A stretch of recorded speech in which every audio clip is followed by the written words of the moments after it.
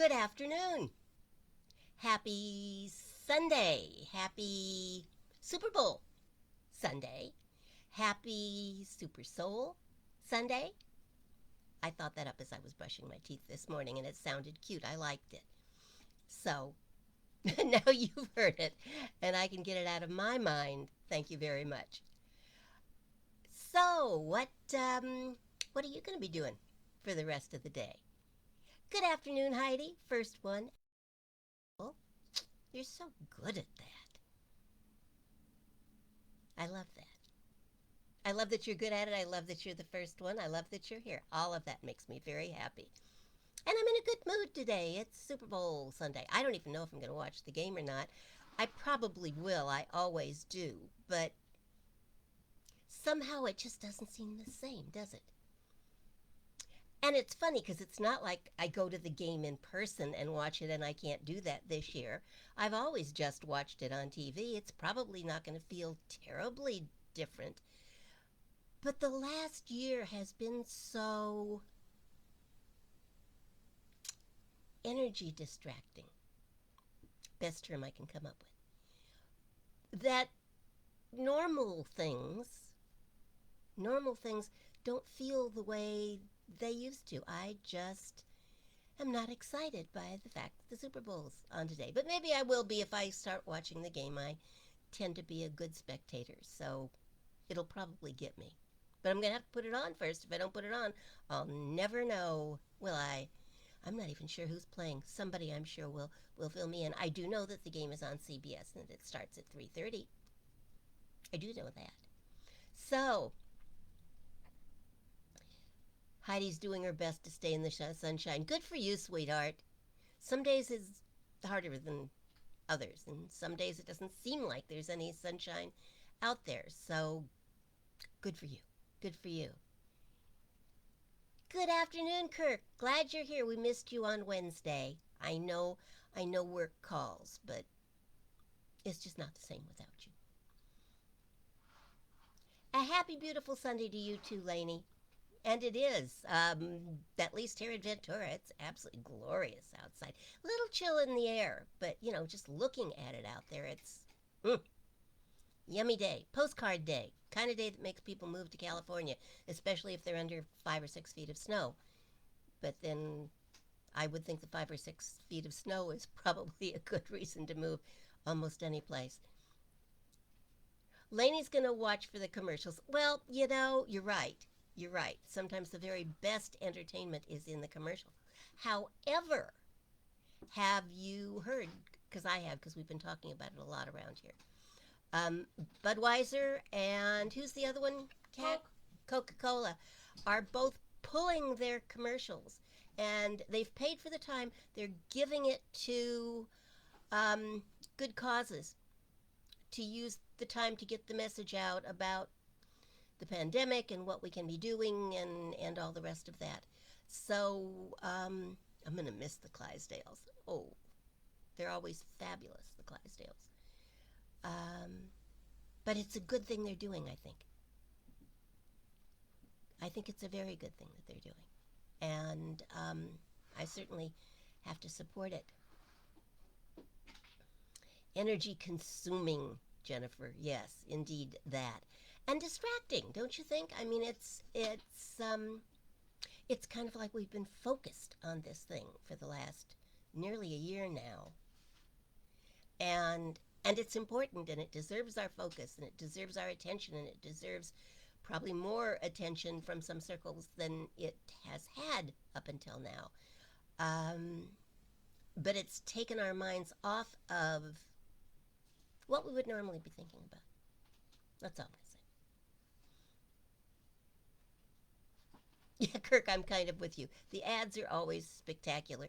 They do a big hype over the halftime show, and it usually is pretty good. Um, but the commercials.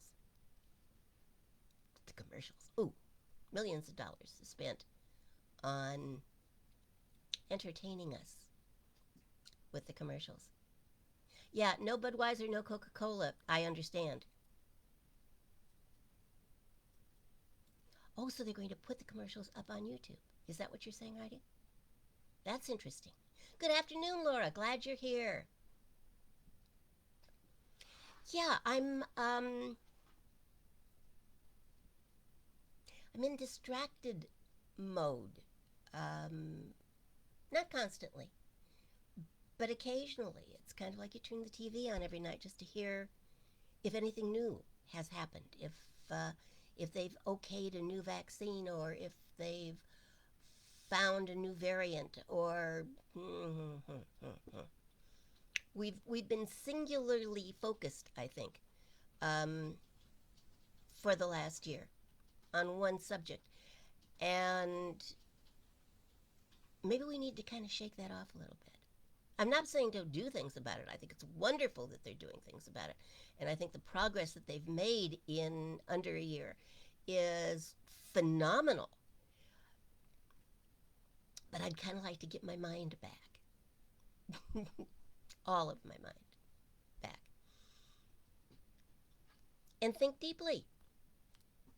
Good choice of words, Jennifer. I'd like to think deeply again without going off on that tangent. I'd like to come back to center.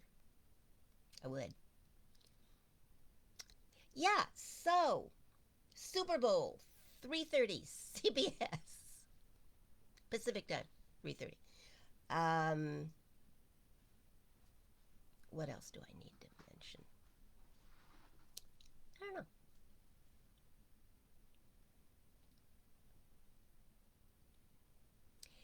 Well, Kirk, I understand that. Kirk says I'm almost okay with not checking in on the news for a day or two. I find that if I don't look at the date on the news before I push play, that I could be watching yesterday's news, and other than something big that happened yesterday and why are they talking about it, it's hard sometimes to tell one day from another, isn't it? Maybe that's good. I'm not sure. I'll need to think on that. I'm sure there's a talk in there. What day is it? And sometimes it just feels like it's Groundhog Day, doesn't it? Like, wasn't that yesterday's news? There are times when about a third of the way through the news, I'll think, well, let me check that date again. Is this really today's? I feel like I've heard this all before. And what they're doing is giving you updates, but gratefully, gratefully, the pattern has changed somewhat. And I'm going to leave it at that. I don't need to go there. But the pattern has changed in the last month. We're grateful. Oh, good. Cax just put up a link to a thing about the Super Bowl commercials and the time given away. Good, good, good, good, good. Thank you. Thank you. Now, if you could just tell me where I can watch the Clydesdales this afternoon, I'll be really happy. I'll take you to the Clydesdales. Will you? Mm-hmm. Okay. She's going to take me to the Clydesdales. How are you going to do that? Magic. Of course. Magic. How, I should have known. Then, show of hands. How many of you are following the 64-day program for nonviolence? 64 days, 64 ways to create a more nonviolent world. I just want to know if anybody's reading my posts. Turns out to be a bigger project. I'm enjoying it. Focus on each day and focus on a picture that will represent that, and then focus on a quote. I was originally going to use the list from agnt.org and use their quotes and their suggested activities, and some of them are excellent. But you know me. So I wasn't crazy about the first one, and I wasn't crazy about the second one, so Now I'm finding my own quotes and creating my own activities, but I am words in their order. Um, I don't know what to tell you. Let me know if you're checking in on those.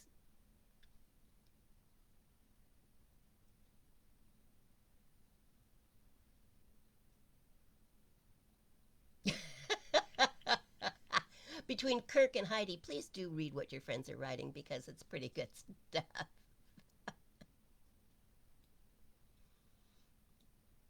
Okay, Laura's reading them. Thank you. Jennifer's hand is up. Okay. Heidi, is that your hands up or are you just praying that I'll shut up about this? Um, Jennifer is sharing the posts. Thank you very much. Thank you, Kirk.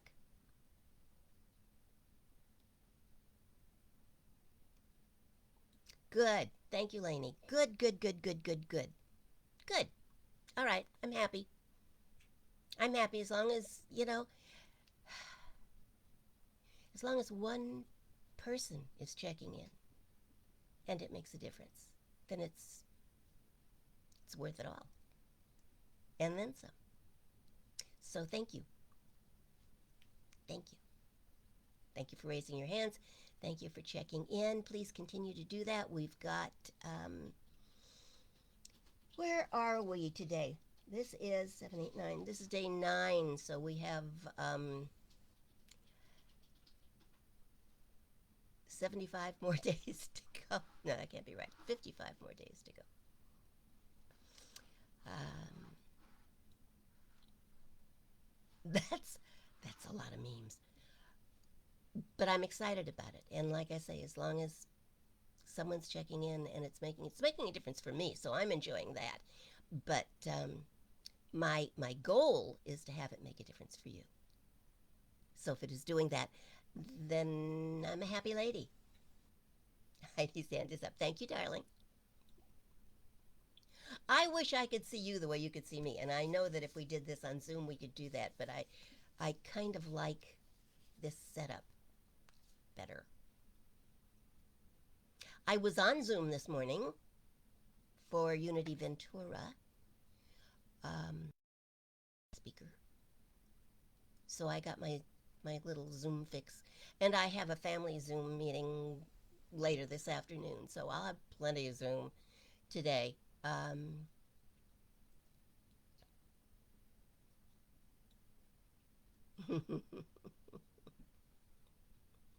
Yeah, butterfly wings. Thank you, Heidi. So, Super Bowl Sunday. A lot of people have worked very hard to be part of that this year. I find that interesting. When I stop to think about football and about the way we tend to idolize. I do know that Tom Brady is playing again this year, but not for the Patriots. Is that correct? Um, I have not been following football at all this year, but I do kind of like Tom Brady. I don't know if I should or not. I know so little about these things, but he's cute, and that always gets my vote. Hello, Ginger. Glad that you're here. I'm going to go on a trail ride, am I, with my Clydesdales? That means I have to sit on a horse, right? That's correct. We'll duct tape you on. We'll talk. I think horses were made to run free.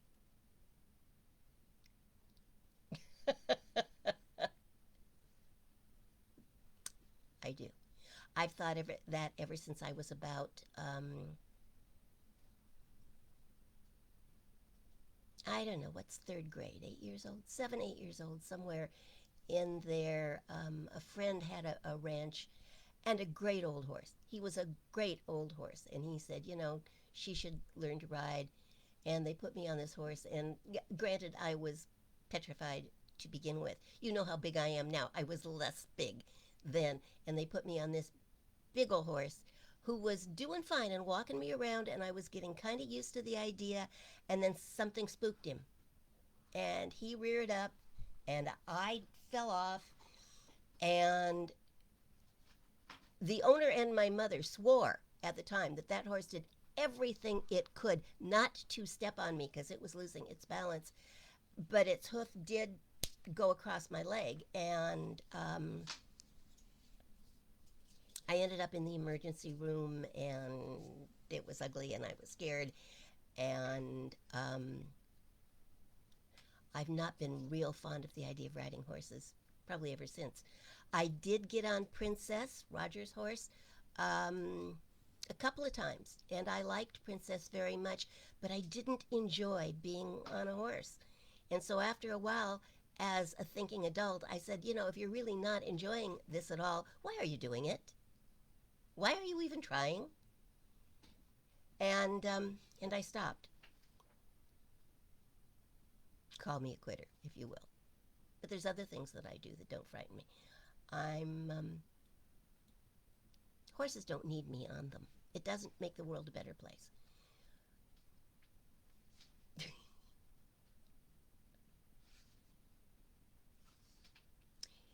Okay, so my boy is in Tampa Bay. All right, and back at the Super Bowl for the 10th time.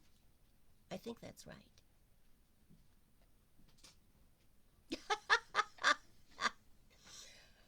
Good for you, Heidi. Thank you. Good for you. At least you fell off several horses. It took me one, and then I did get back on, but that's when I said, "Why am I doing this? Why? What am I trying to prove?" And I'm doing this to try to make somebody else happy because it's not making me happy, and that goes against basically everything I believe in. So I'm a great spectator. People need spectators. Singers need spectators. Artists need spectators. He has to be good at spectating. I'm a good spectator. And I like to talk. So why don't I get to that? Why don't I get to talking? Um,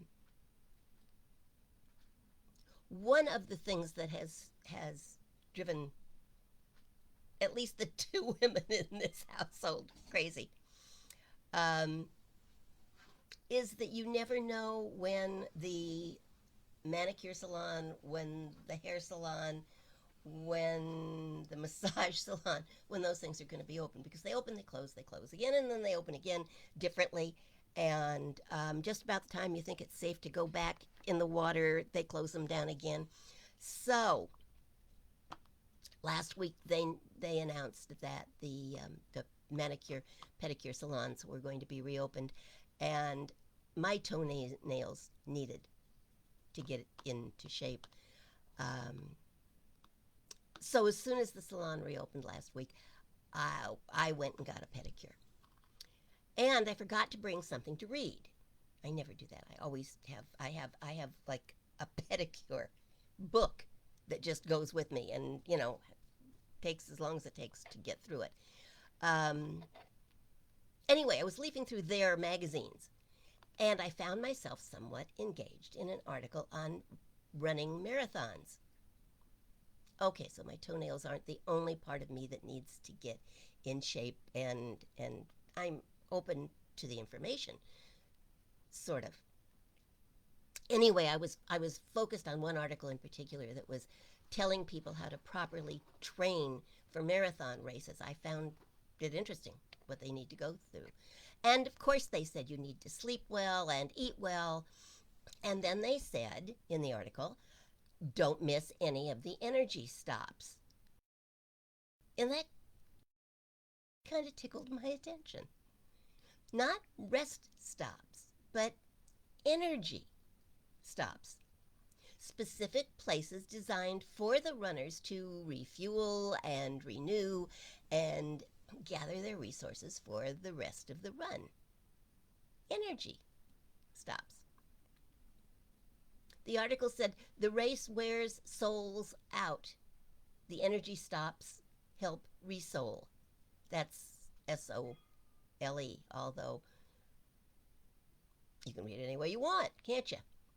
The race, the life race, the race of life wears souls, SOULS, out, and energy stops help resoul, SOUL.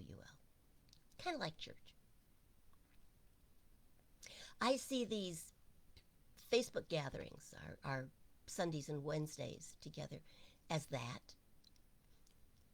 Not the place where most of us live our lives every day, or even run the races of our lives, whichever races we may be in, but the place that we come to renew our spiritual strength, to refuel our minds and spirits, to resoul for the races ahead of us. This is a place to gather resources for the rest of the week so that we don't end up weakened or hobbled by the daily pace of our lives. A marathon, I was thinking, is an amazing test of human drive and desire and determination and will. I have no idea really how or even why people train their bodies to undergo that challenge, but I do know that those who train have a far greater possibility of success than those who do not. I also know that all of us, in one form or another, are running races. We have set our sights upon our goals, our dreams, our desires. We have set off some kind of starting gun, whether it's self-imposed or outwardly motivated, and we are officially in the race. I also know that some of us have far better odds in our favor, and we're in far better shape to make it to the finish line than others might be, because we've been in training. I believe that training in every aspect of our lives makes a major difference. Ernest Holmes said, "Train your mind to think what you wish to think, to feel what you wish to feel, and place no limit on principle." It's a matter of not just saying the words, which are some of the things we learn to do very early on, but training our minds to believe the words we are saying. Because while it's about the words, it's not all about the words. I can tell you that you have absolute power in your life. You have absolute power in your life. You do. But you've got to know it and believe it and act accordingly. Or my words will make no difference. They are sound and fury, significant of nothing in particular. And that, my friends, is very depressing to me. Eric Hoffer, in one of my all-time favorite statements, wrote, those in possession of absolute power can not only prophesy and make the prophecies come true, but they can also lie and make their lies come true. Two sides of the same coin. Let me say it again. Those in possession of absolute power can not only prophesy and make the prophecies come true, but they can also lie and make their lies come true. So let me remind you once again that you have absolute power. in your life. Because if nothing else, if I say it enough times, we may all get it. The power that you have is both a potent and a potential energy, a latent power, if you will, which occasionally takes naps. But it sleeps lightly, and it's always ready to wake up and take form, ready to become molded into any and all forms according to your instruction. It's an unconscious power waiting to be called into form by your consciousness. Whatever is in your consciousness. The question then becomes, what is that? Is it the truth? Capital T, truth. Or is it a lie? What is the consciousness that is directing the power in your life?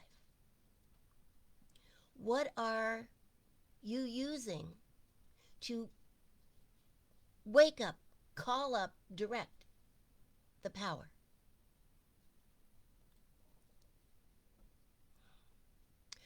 Look, you've all been around long enough that I think that it's safe to say that all of us realize that no one ever ran a race and won it telling themselves that they couldn't. We've got that much figured out. After all, if nothing else, we were all raised with the story of the little engine that told itself it could, and so it did. We all know the story. And the moral is obvious. We've got it. We know it. But friends, we don't always use what we know. I talk to people all the time who are telling themselves that they can't, so they don't. And on closer questioning, when I discover is that most people just aren't willing to work up a great enough head of steam to equal the faith of that little engine.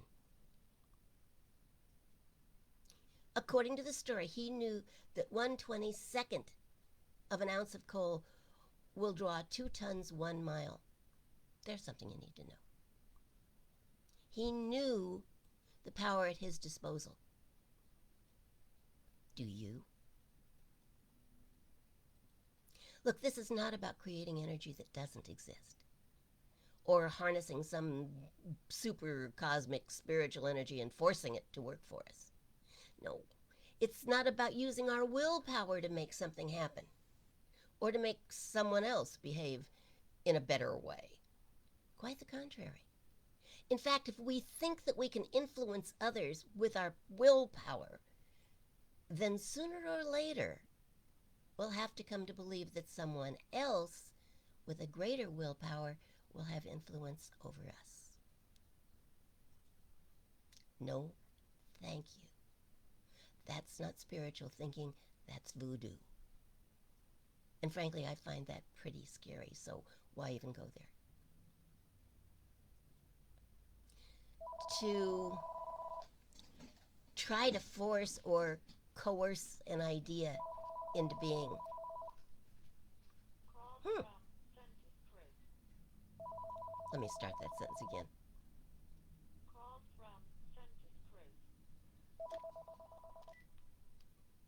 There. To try to force or coerce an idea into being is to believe in a kind of stage magic.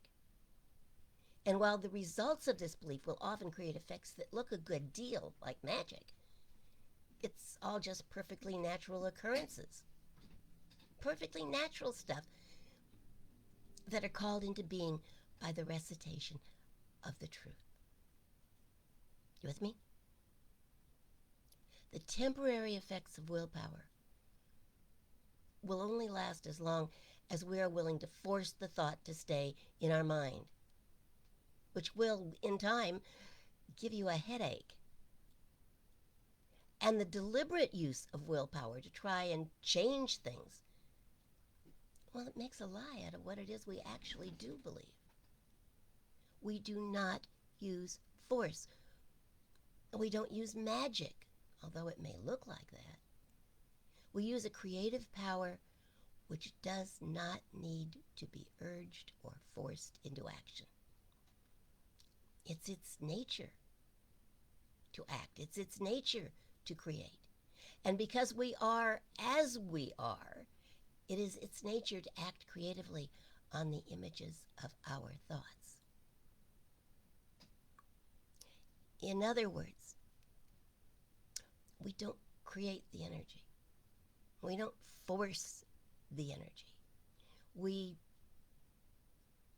define and distribute the energy.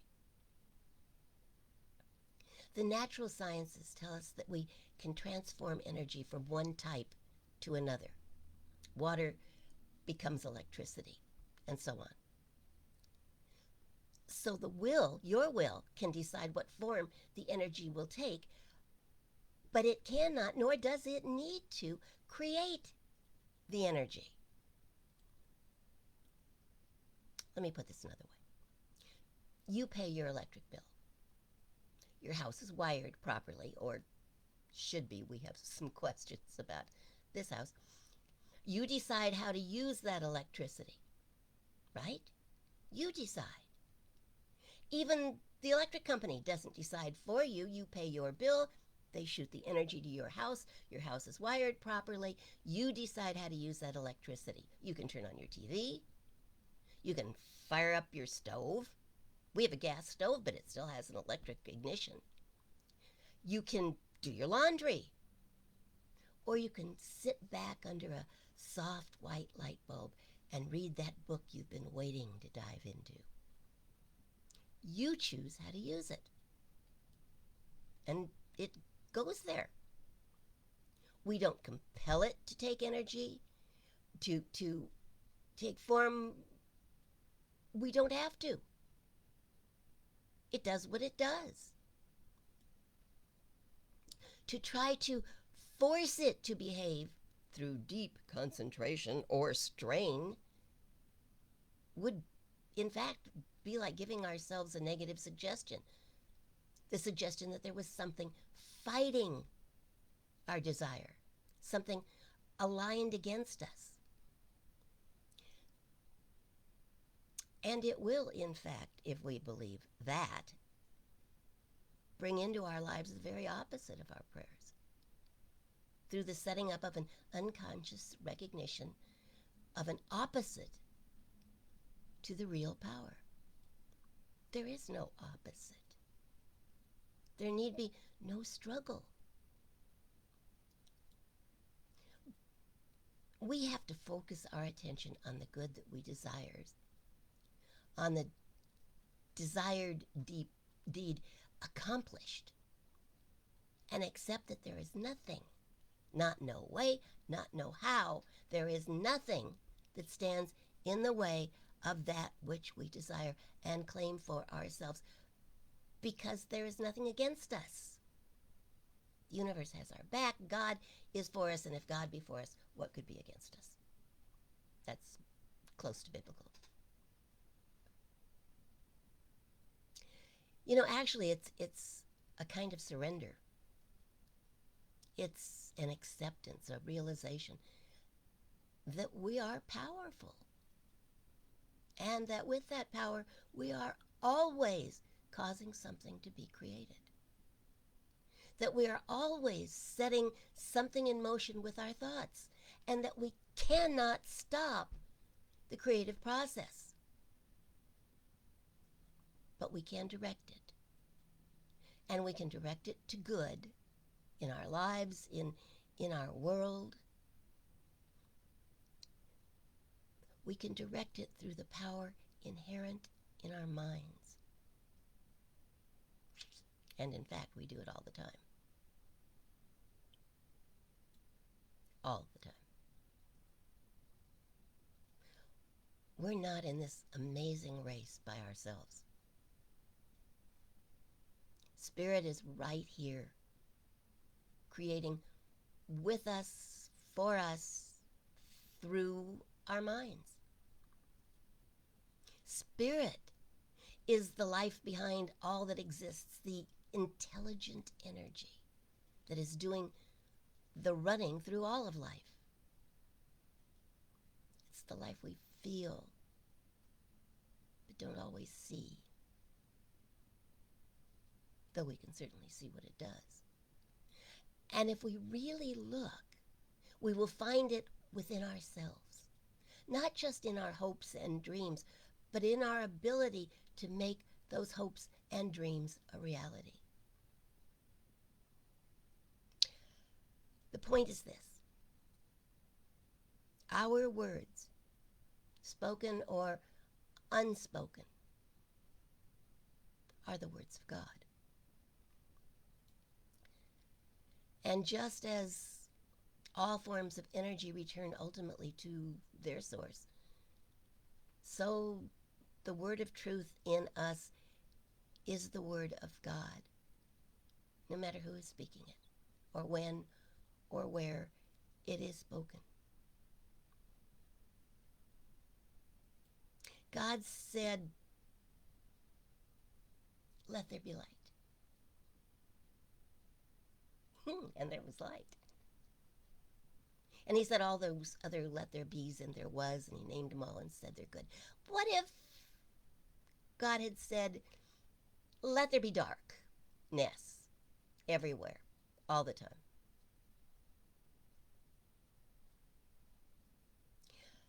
See, we do that, don't we? Sometimes. Instead of seeing the light, instead of seeing the possibility, instead of tuning into our own power, instead of connecting with our own power, we say, "It's dark everywhere." And so it is. You know, if we just had a little alarm that went off in our heads every time we said something negative or non-productive or destructive, that said simply, "and so it is," we wouldn't keep doing it very long.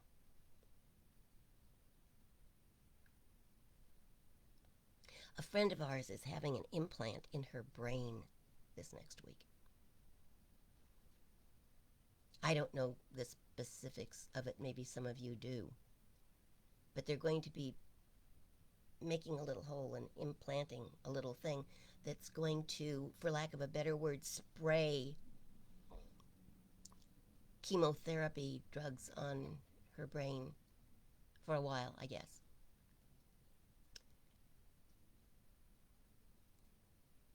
That's kind of the same thing, isn't it? An antidote to the problem.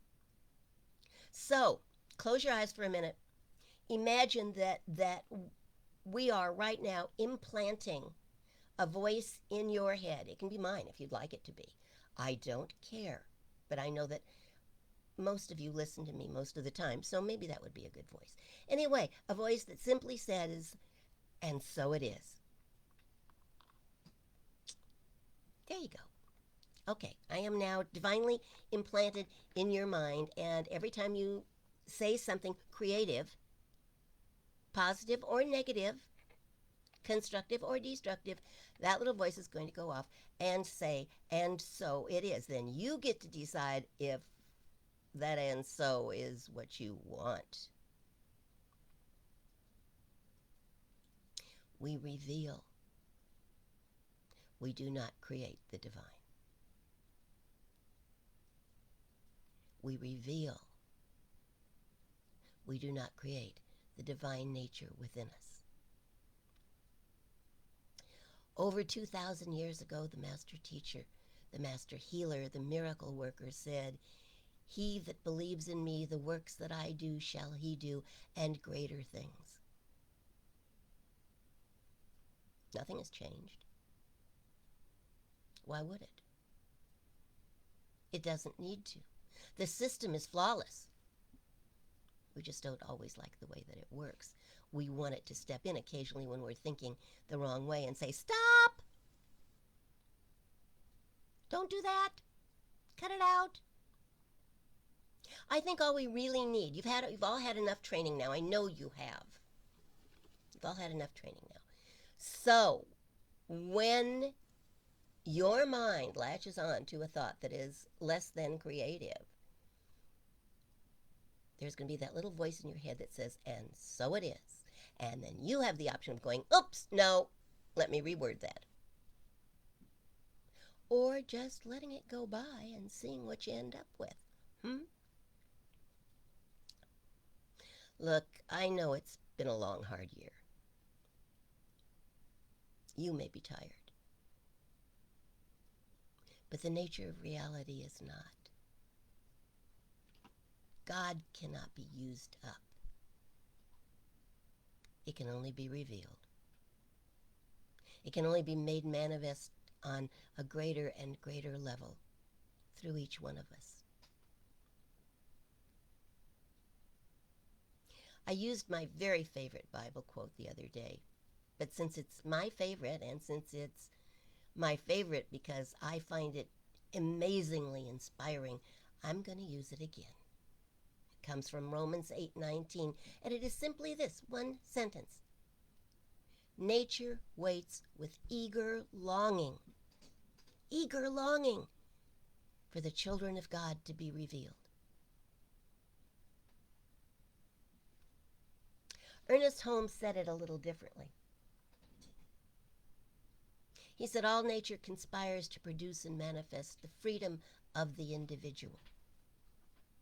Your freedom, my freedom, however we define that, so that it may unloose its own energy. But energy unconnected does nothing. If you don't plug that lamp in, the soft white light bulb won't shine. And then when the sun goes down, your reading will come to an abrupt end. Now you can trip around in the darkness and try to find the plug and plug it back in again. And we do that. It's doing it the hard way. It is only when the energy is used properly, when it is directed to a specific purpose, that it accomplishes things. So connect. There is a power for good in the universe, and you can use it. That's how Ernest Holmes' radio show always opened. There is a power for good in the universe, and you can use it. You use it all the time. The thing is to remember to use it for good. To remember to use it for that which you really want to create in your life. Not more darkness, more light. Know that God is for you. The universe and more knows your dreams and has your back. Whatever your concept of God may be, and that God, however you define it, whatever your picture of it may be, just know this, it responds. It responds. Whenever and wherever there is an image which does not contradict the nature of the universe, it responds. And that image will not only tend to take form, but will take form and will manifest.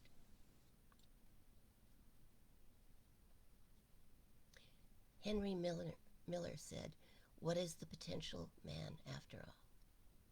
Is he not the sum of all that is human, divine, in other words? You are that. Divine. Beautiful, courageous, creative. You have the energy. Connect.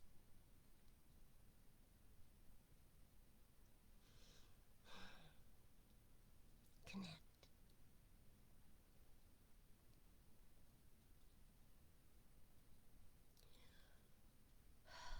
I was reading an article by a psychologist the other day that was talking specifically about how powerful our minds are. And she says in it, your mind is very powerful, yet if you're like most people, you probably spend very little time reflecting on the way you think. After all, who thinks about thinking?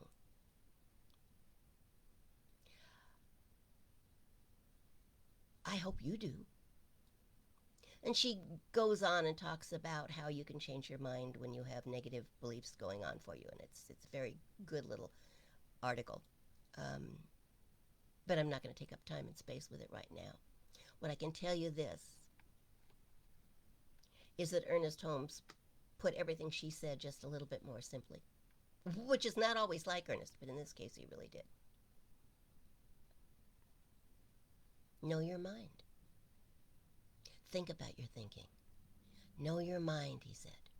Train yourself to think what you wish to think, to be what you wish to be, to feel what you wish to feel, and place no limit on principle. Place no limits on the spiritual principles that inform your very life. You want some magic? Here's the magic. All that there is God. All that you are is that. And that is all you need to know. Be courageous. Use it.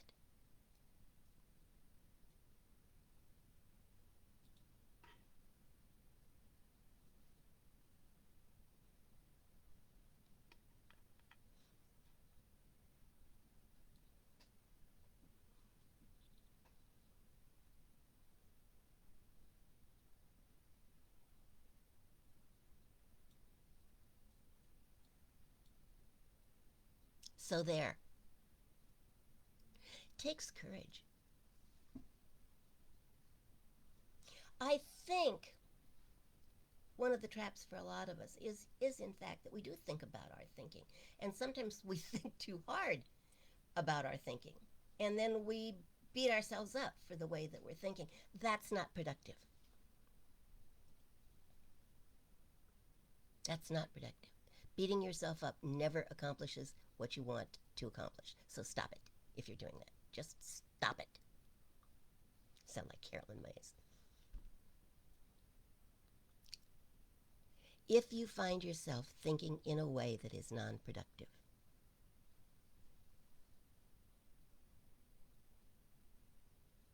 change your mind. I know it's not always easy. I know that. You've all heard me talk about what my mantra was when I realized I needed to change my mind and that I was thinking old thoughts that I didn't even believe anymore, except that something in me did, or I wouldn't have been thinking them. There's me thinking that. And I don't think that way anymore. I had to say it a few times, more than once, sometimes a whole lot. But eventually I found I really didn't think that way anymore. I didn't even have those thoughts anymore. Do yourself a favor. Think about your thinking, but in a positive way. Think about how powerful it is. Think about how amazing that is. Think about what you can do if you put your mind to it. I'm not talking about holding it in place. World peace is going to happen. Not that way, it's not. World peace is a reality now. Said often enough that it ultimately changes your mind and your beliefs, can create world peace. You are that powerful. It's an awesome assignment, isn't it? Who wants to take it on?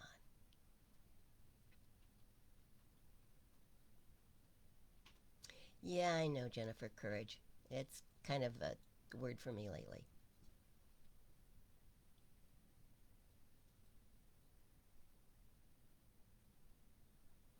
Yeah, and it is about trust as well, isn't it?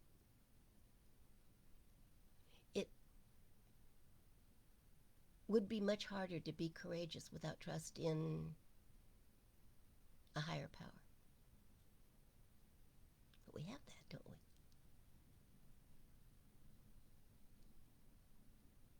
We have that. And we can use it. It's just bumping up that trust. And sometimes simply questioning what's going on in our minds. If I believe this, then how can I believe that? Oh, we can hold competing thoughts at the same time. We do, all the time. I believe God can do anything. I believe I have the power to call up that power and create change in the world. I do believe that. Do I believe that I can claim world peace and that it will become a reality? Yes, and not so much. So I got to work on that. Trust that God's not going to say, "Who do you think you are?" Really? Wouldn't I have made you bigger, stronger, more powerful, louder?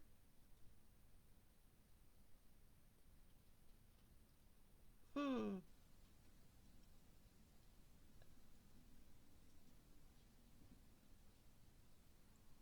Yeah, Heidi, and sometimes we don't trust ourselves because we know our story. We know where we've made bad choices. We know where we've screwed up. We know where blah, blah, blah, blah. You know what I'm talking about. But we can absolutely trust the spirit within us.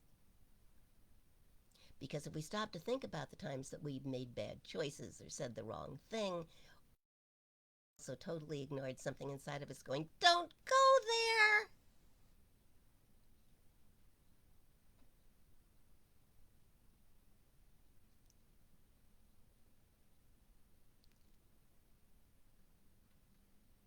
I was going to do a wedding very early on in my ministry in a private home.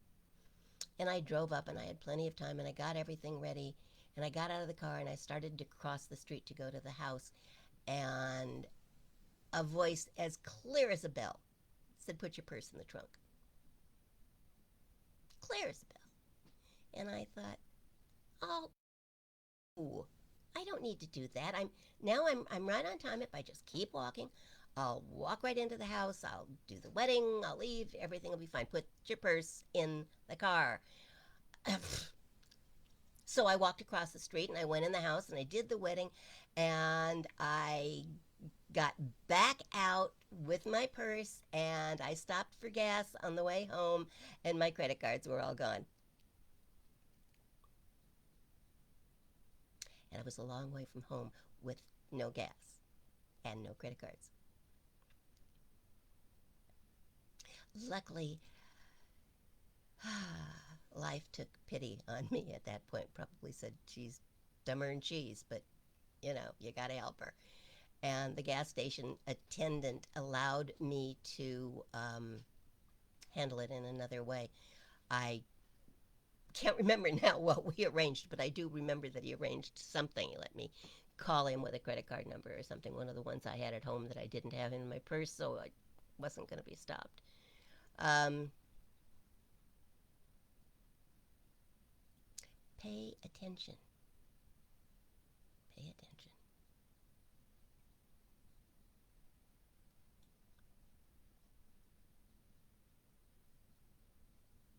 You're right, Lainey. It takes baby steps sometimes, and sometimes it takes giant leaps of faith.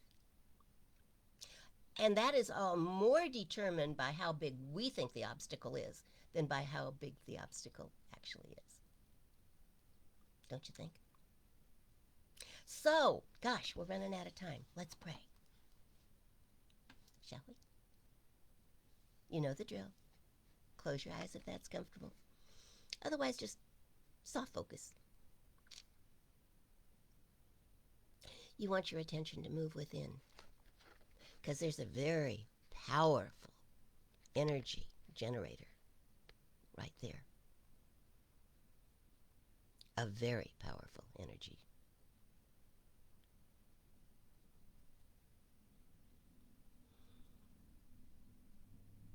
And know with me that no matter what it looks like, no matter how it may feel, you are, in fact, never alone. God is where you are right now. Yesterday, today, forever, wherever you are, whenever it may be.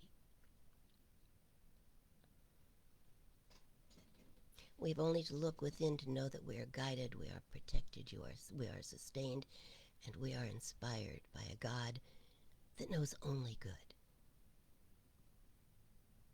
So let us speak our words and live our lives accordingly. Let us be spiritually courageous. Let us step out on faith, whether it be a baby step or a giant leap. It's all the same to God. And our faith is our safety net. We are protected. We are inspired. We are uplifted. We are re-energized and refueled and renewed by our faith. So I know for each one of us here today that our faith is enlarged.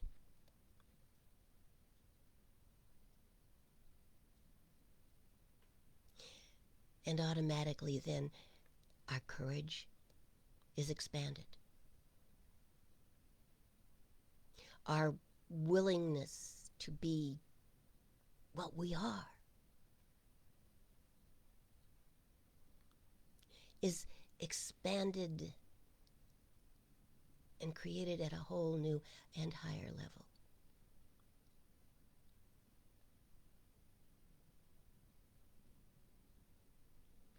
Nature waits with eager longing for the truth of each of us to be revealed.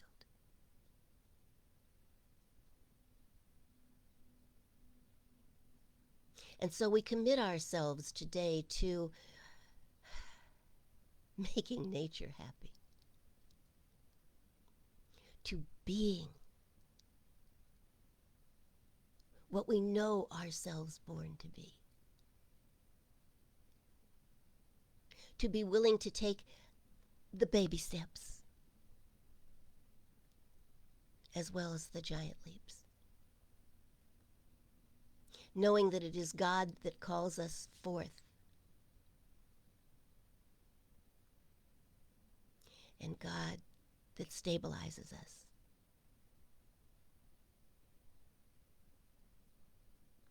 And God that gives us heart,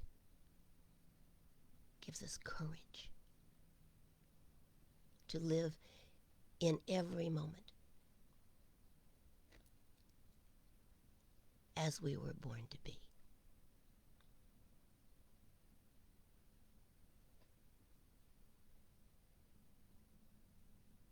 We bring into our prayers at this moment those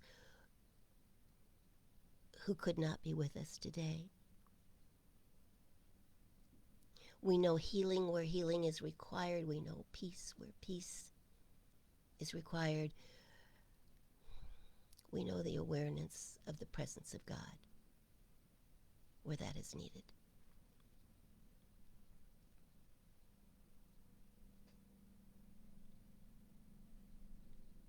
We know rest for those who did not sleep last night, and we know joy for those who cried.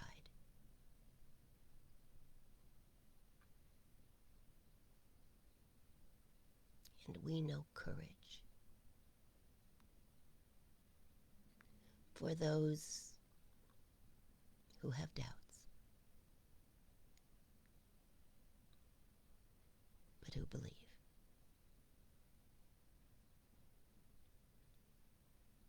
And we know that all good things come from an all good God. And we let that be so. And so it is.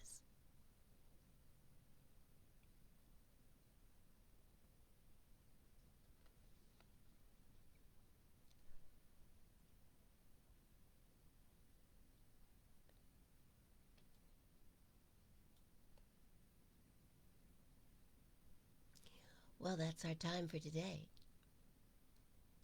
Happy Sunday. Happy Super Bowl.